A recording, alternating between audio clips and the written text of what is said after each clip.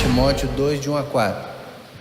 Antes de tudo, diz assim a palavra de Deus: antes de tudo, recomendo que se façam súplicas, orações, intercessões e ação de graça por todos os homens, pelos reis e por todos os que exercem autoridade, para que tenham uma vida tranquila e pacífica, com toda piedade e dignidade. Isto é bom e agradável perante Deus, nosso Salvador. Agora o final, que é o mais importante. Repita comigo: que deseja que todos os homens... Não dá para ler? De novo. Que deseja que todos os homens sejam salvos e cheguem ao conhecimento da verdade. Amém, irmãos? Desejo de Deus. Por isso que Ele está pedindo: orem, façam súplicas, intercessões, orações, jejuem com o objetivo. Geralmente a gente ora pedindo pela saúde, como eu fiz agora. Estou pedindo pela minha saúde, pedindo pela minha família, pelo meu casamento. Nós pedimos muitas coisas para Deus, mas aí nesse texto, Paulo está dizendo para Timóteo: façam intercessões, orem.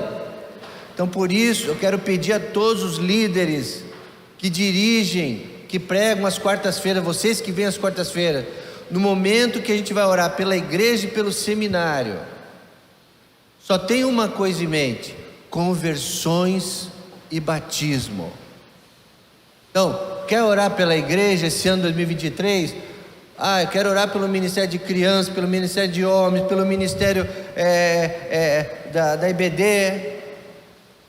Não, podem orar por isso também, mas o principal objetivo de oração pela igreja é decisões, batismos, orar para que todos sejam salvos e cheguem ao conhecimento da verdade. Isso é o que? Evangelismo. Então é por isso que eu quero trazer o seguinte tema nesta noite: oração e evangelismo, dois parceiros inseparáveis. Pode colocar aí: oração e evangelismo, dois parceiros inseparáveis. O apóstolo Paulo, através desse texto, mostra-nos o estranho desejo de Deus Criador em relação à mais elevada criatura, o homem. Ele deseja que todos sejam salvos, até os marginais, até os homicídios, assassinos, todo ser humano.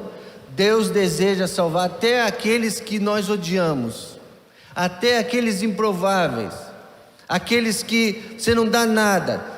Por incrível que pareça, Deus quer salvá-los. Não merecem, mas eu pergunto: qual de nós merece ser salvo? Pelo que nós pensamos, praticamos e merecemos?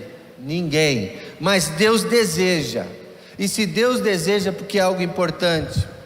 Toda a gente, toda a humanidade precisa conhecer a verdade para alcançar a tão desejada salvação. Os homens não sabem disso, que eles precisam ser salvos, mas eles precisam saber.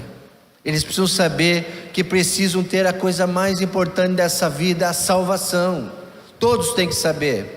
Como crentes, bem sabemos que a única maneira, nós sabemos disso, que a única maneira de o homem ser salvo é ouvindo e crendo no Evangelho. Nós sabemos. Mas por que nós deixamos isso em terceiro, quarto lugar? A nossa prioridade número 1 de todos os ministérios da igreja, o ministério ali de futebol, eles estão ali segunda-feira, estão ali na ginástica, estão ali.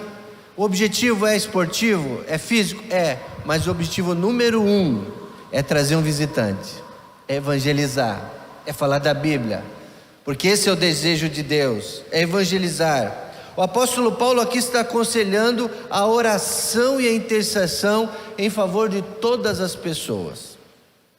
Então nós temos que orar pelos seus vizinhos, pelo seu bairro, orar para que não inunda lá a rua de água, orar para não ter criminalidade? Sim, mas orar pelas vidas, pela conversão dos teus vizinhos.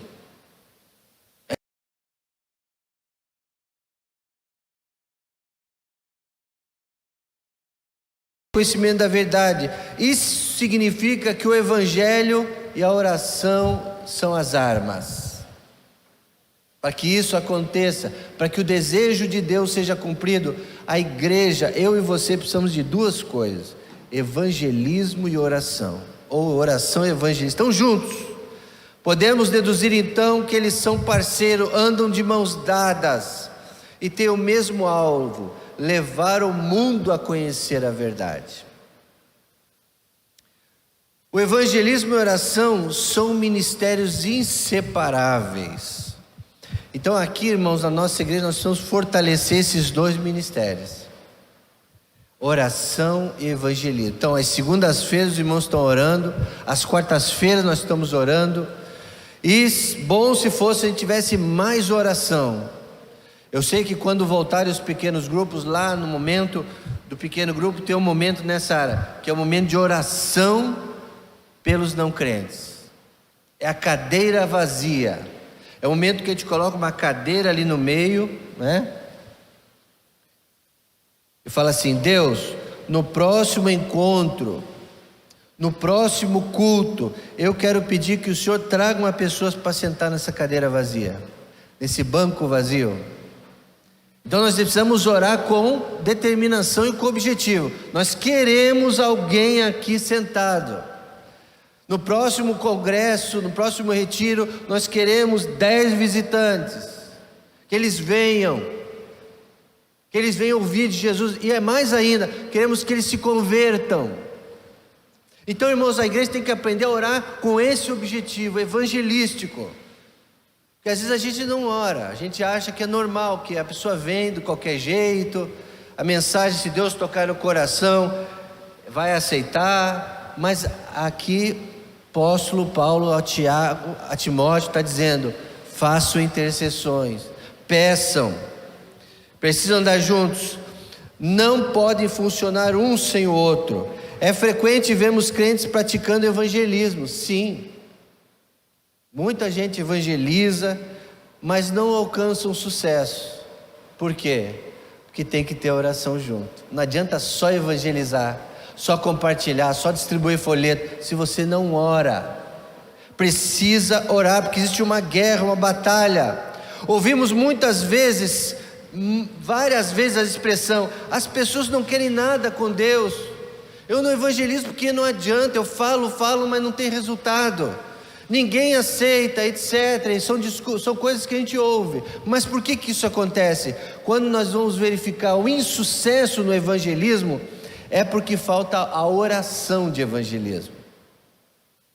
Então você tem que orar realmente falando: Senhor, uma lista, né? Antigamente tinha lá a Operação André. Antigamente tinha um projeto chamado Operação André, porque André foi um dos discípulos que trouxe os seus irmãos para Jesus.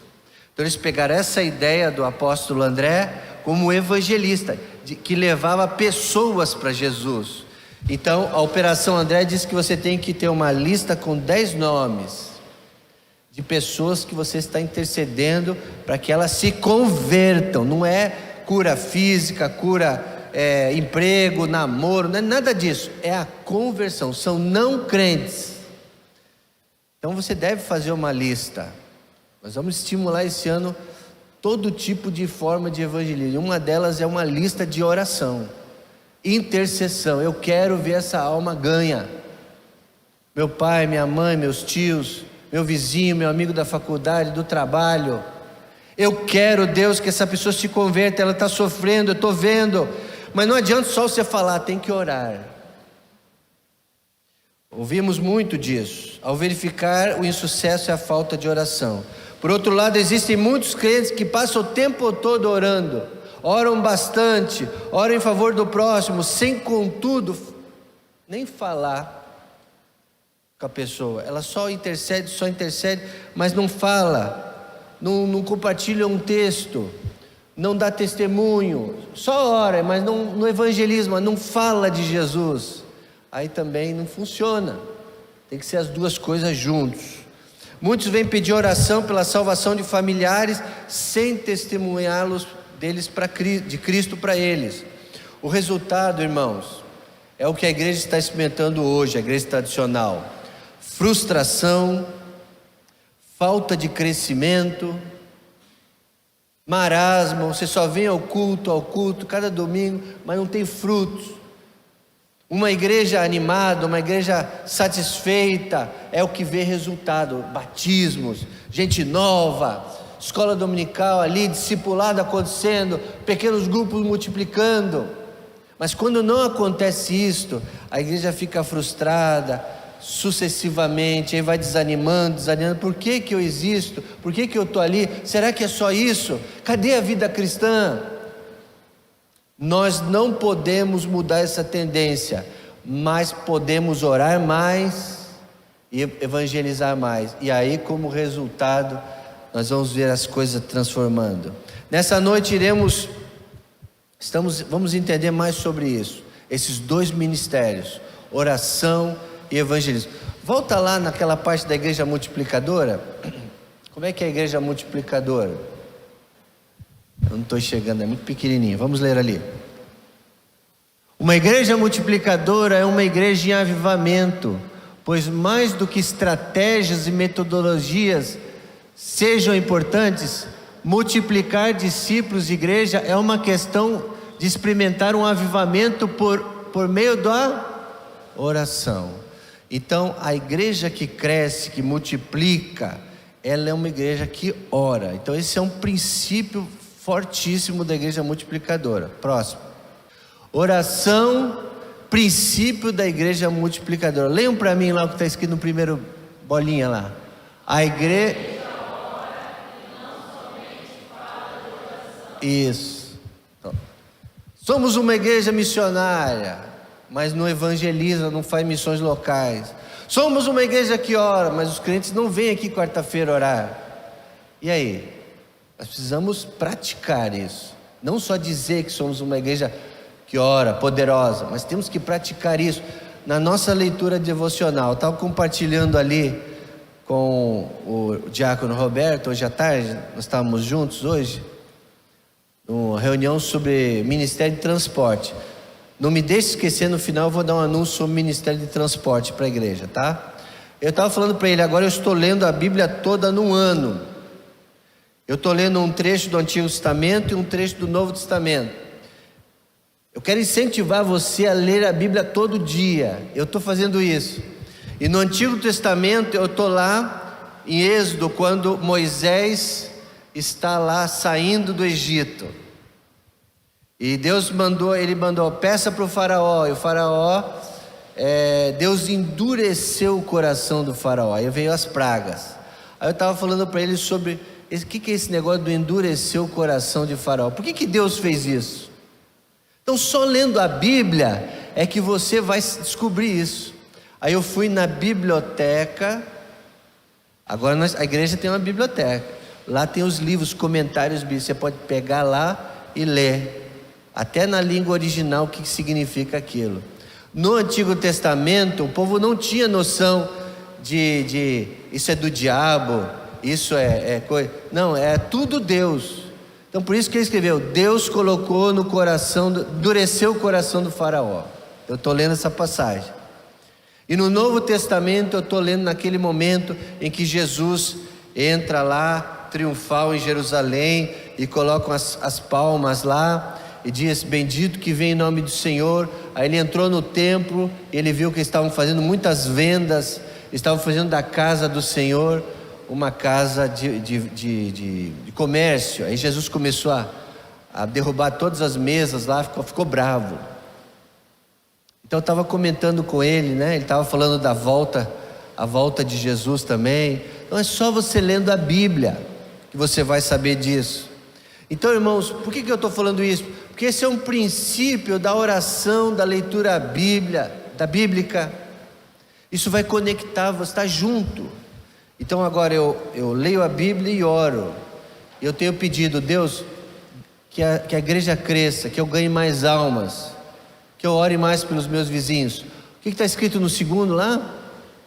Líderes. Líderes. Aqui na igreja nós temos muita gente que é líder. Muita gente mesmo. Então eu peço aos líderes desta igreja, orem pelos seus ministérios, para que o seu ministério cresça, para que o seu ministério seja evangelístico, ganhe almas, né? No ministério de jovens, adolescentes, de homens, de crianças, todos. Terceiro bolinha, o que está escrito aí?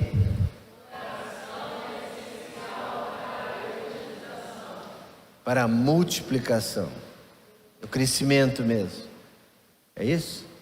A oração é essencial para a evangelização. Não adianta você evangelizar sem orar. Então que você faça isso. Um estilo de vida, irmãos. Evangelismo é um estilo de vida. O evangelismo não é um projeto isolado, uma programação, como a gente faz às vezes da viagem missionária, né? A gente vai e aí a gente distribui folheto, divide em equipes, as equipes saem para as ruas, de casa em casa, distribui folheto, falar dos 4 verdades. Isso é uma forma de evangelismo. Mas o melhor evangelismo é o diário, é o estilo de vida teu, de orar e falar, orar e compartilhar, é um estilo de vida. A oração também, tal como o evangelismo, não é um projeto temporário. Não é só o culto de quarta-feira ou segunda-feira, ou uma semana de oração, que nós vamos fazer esse ano. Mas é um estilo de vida também. É você estar orando todo dia, no seu quarto, na sua casa, no ônibus, todo dia, marcando o encontro com Deus. É um estilo de vida. Oração é pedir a Deus, ou convidar Deus a executar o que Ele nos revelou, que Ele quer fazer na terra. Então Deus, venha fazer acontecer mesmo o que o Senhor disse que quer fazer na terra, conforme a gente leu aqui em Timóteo, para que os homens sejam salvos, todos os homens sejam salvos e cheguem ao conhecimento da verdade. Faz isso acontecer aqui, faz isso acontecer aqui, Senhor. Então nós devemos orar assim. O evangelismo é falar às pessoas o plano de Deus para a sua vida aqui nesta terra. E as pessoas hoje, irmãos, estão perdidas, estão cansadas, estão desnorteadas em vários aspectos da vida, estão desencantadas, elas estão procurando, elas às vezes nem sabem o que estão procurando. Se não existe alguém que aparece na vida delas, alguém que faz a diferença. Eu coloquei uma frase lá no último slide, mas eu vou adiantar essa frase. Uma frase poderosa no evangelismo hoje. Não está aí? Aí. Só você falar isso para a pessoa. Posso orar por você?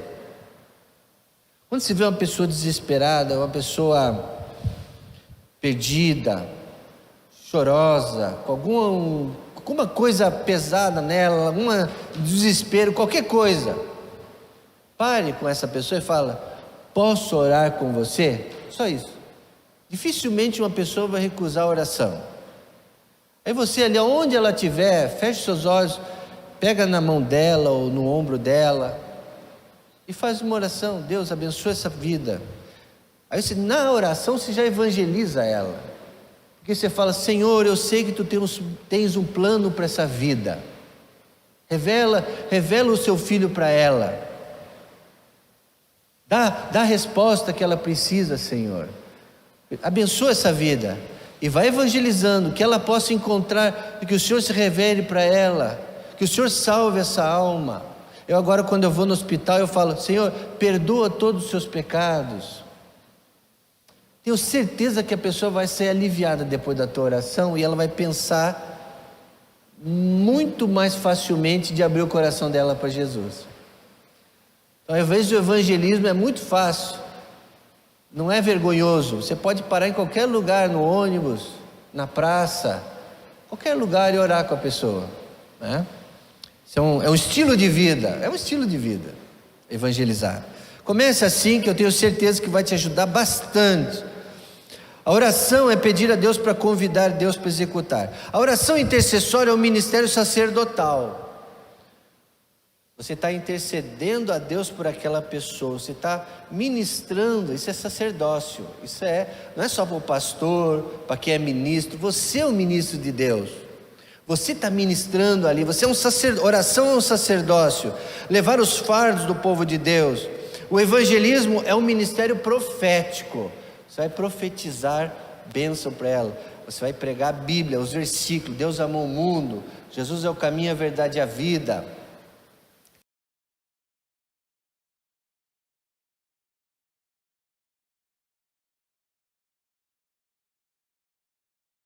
Ao salvar todos os pecadores, e eu sou o principal.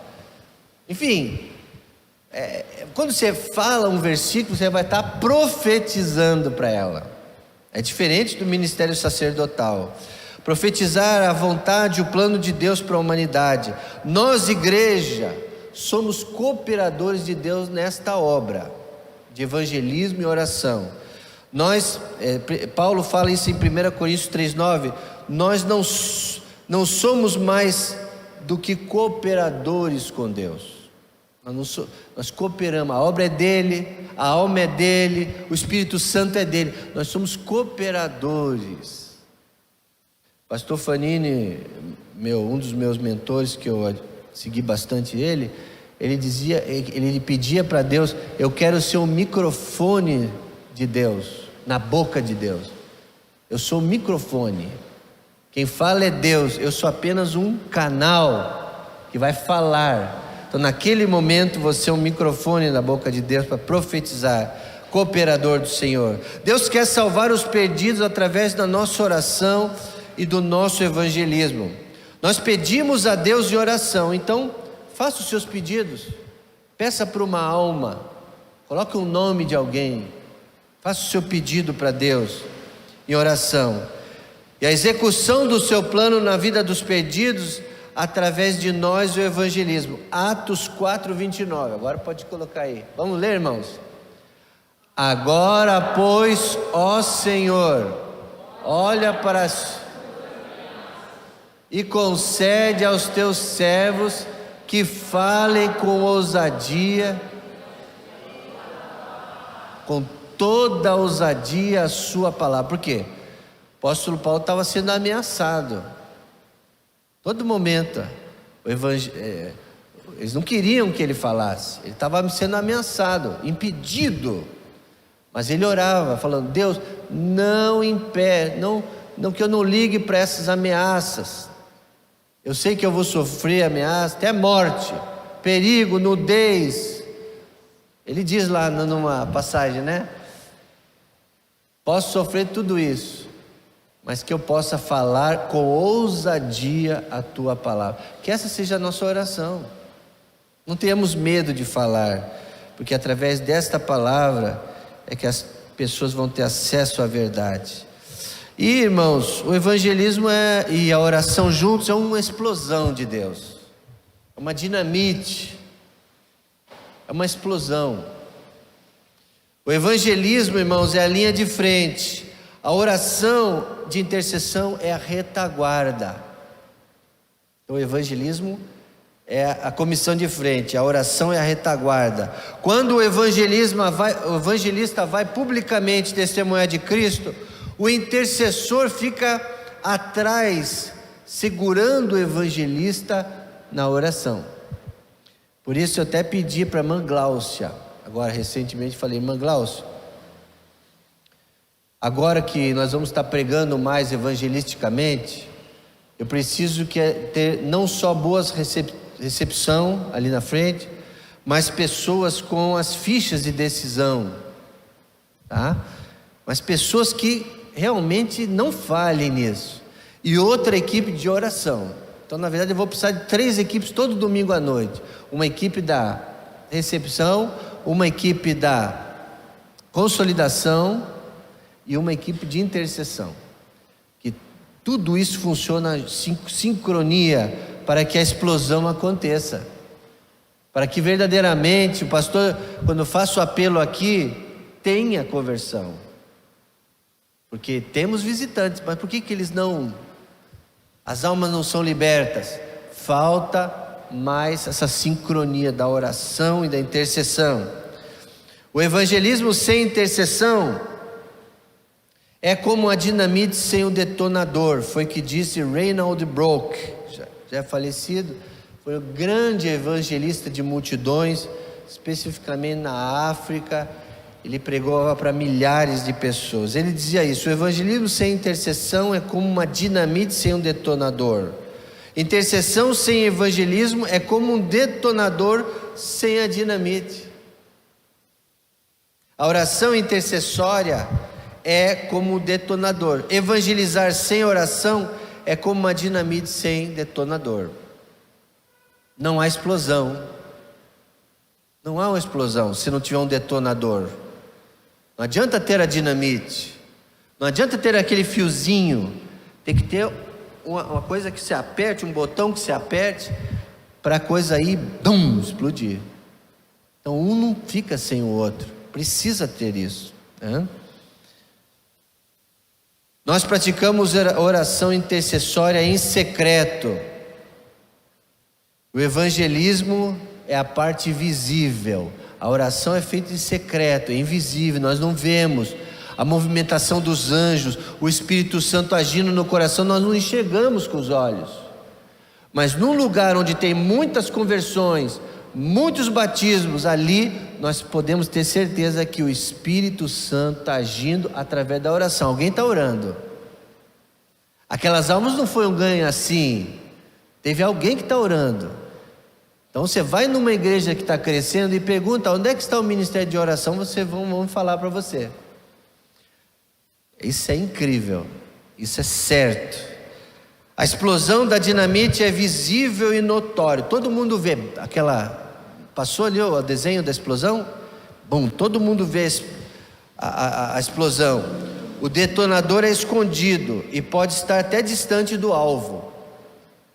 Às vezes está o grupo de evangelismo lá na China ou na Austrália, longe da gente, mas tem um grupo que está orando pelaquela cruzada, está orando por aquele evangelismo lá naquele lugar. Chega, é incrível, a distância não tem problema com relação à oração.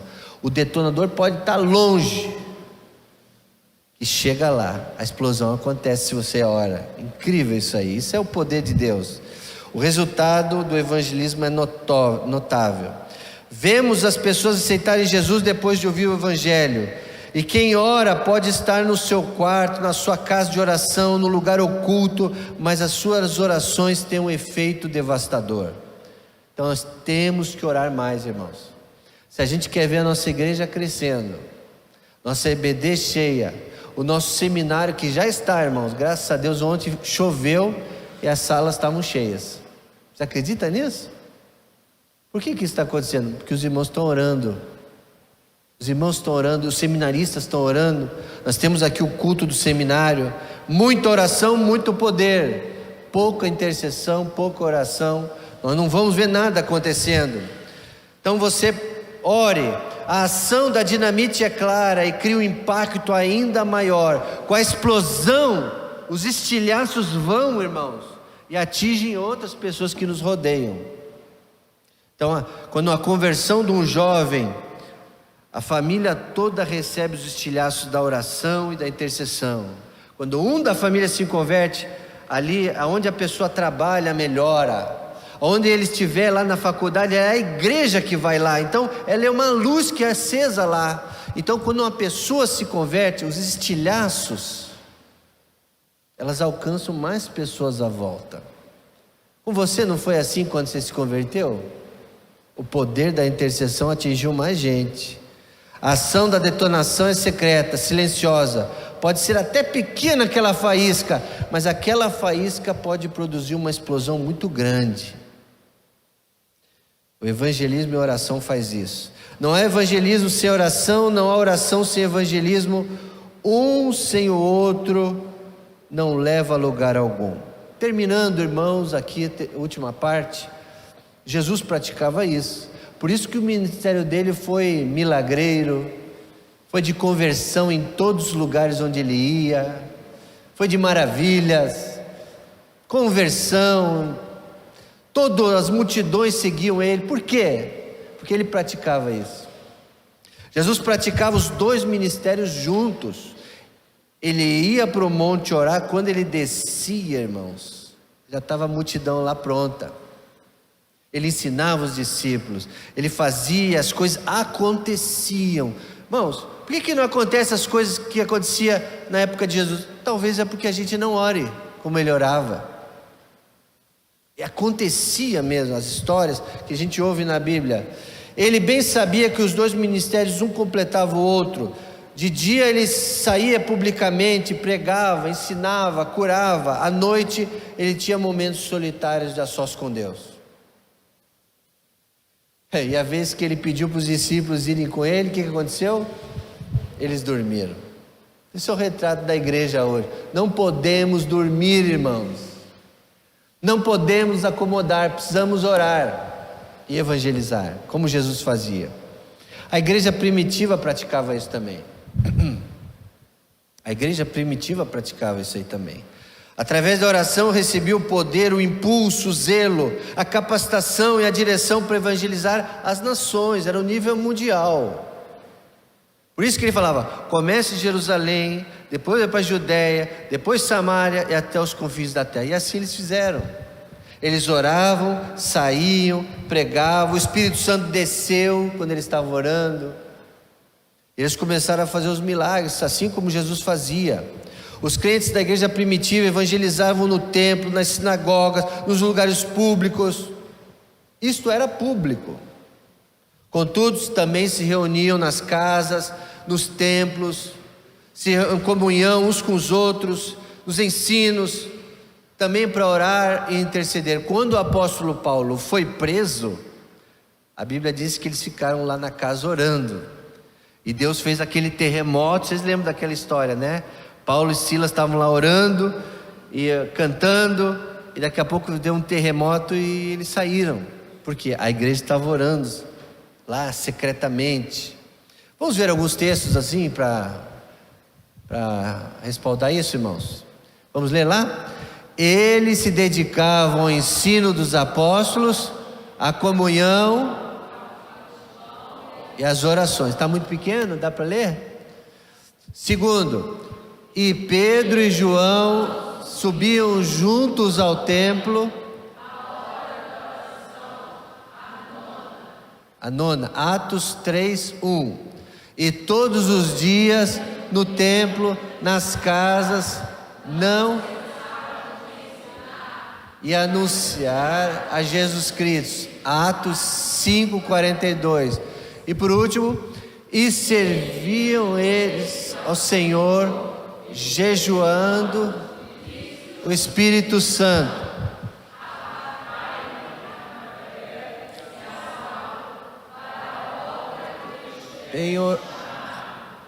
Então, jejuando e orando, e pondo sobre eles as mãos, e foram. Atos 13, isso. E despediram. Mas antes de ir, eles impuseram as mãos e oravam. Pediam ao Espírito Santo direcionamento. Então, tudo que eles faziam, eles oravam. Por isso que deu certo. É por isso que eles cresceram. É por isso que eles avançaram. Porque eles caminharam